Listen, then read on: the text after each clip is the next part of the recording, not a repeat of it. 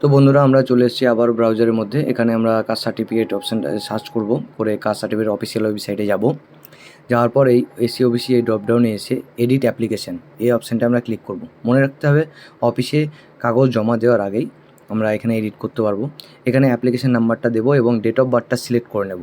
Date of বার্থটা select করে নেওয়ার পর আমরা সার্চ অপশানে ক্লিক করব। সার্চ অপশানে ক্লিক করলেই আমাদের এই চলে আসবে। অ্যাপ্লিকেশন নাম্বারটার উপরে আমরা ক্লিক করব। ক্লিক করার পর প্রথমে আমাদের পেজটা আসবে।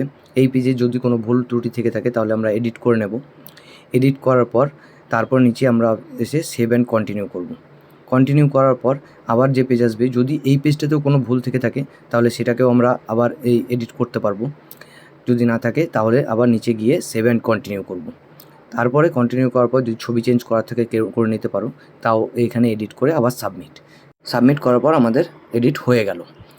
ঠিক আছে বন্ধুরা? তো বন্ধুরা, যদি ভিডিওটি ভালো লেগে থাকে লাইক, শেয়ার এবং সাবস্ক্রাইব করে দিও।